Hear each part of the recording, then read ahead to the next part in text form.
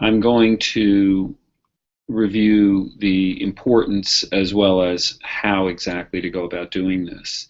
I do want to emphasize that most readers will only read the abstract of most journals.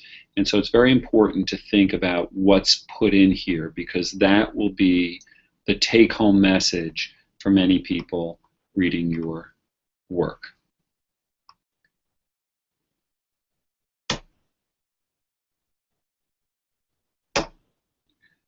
You need to think before you start preparing this article.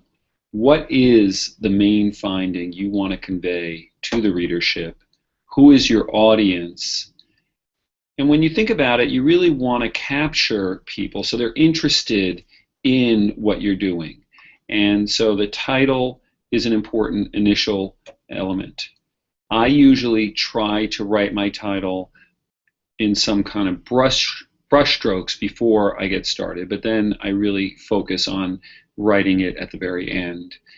And this gives an example of kind of boring title, which kind of laid out how I was thinking at the time. And then as I wrote the abstract, I thought more about a provocative title. So I came up with something I thought might draw people more into the article.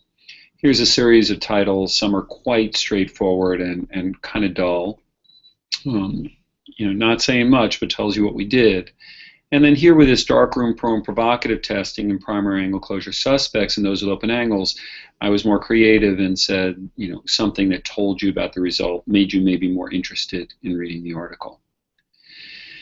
The introduction or purpose is a very brief sentence or two that tells the reader what it is that motivated this research.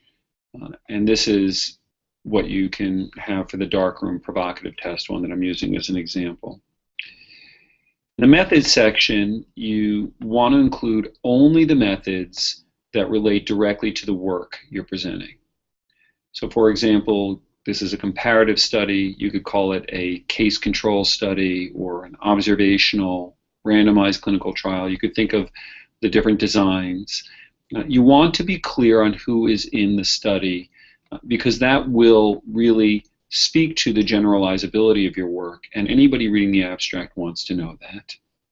And the methods need to focus only on the methods that you're describing here. You may have done 100 things with patients or with study subjects, but you really want to just emphasize what you did that is important for this study.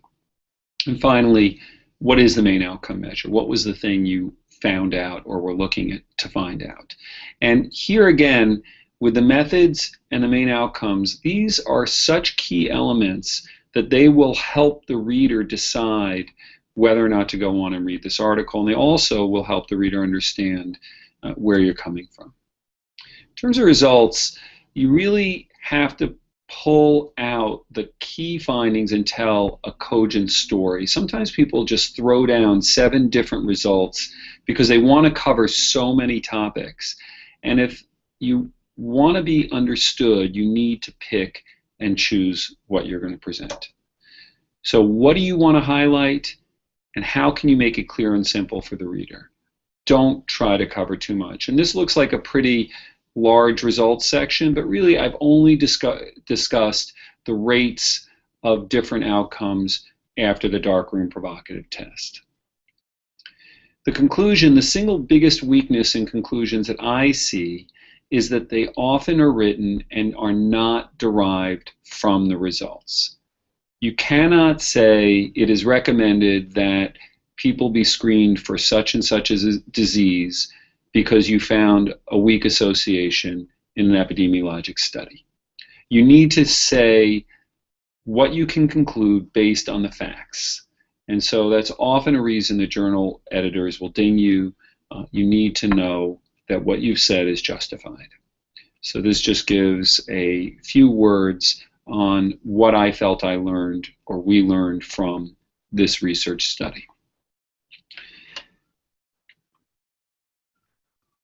So that's the end of this very brief introduction. I will be giving a more detailed discussion on how to present in front of groups during the class. Thanks.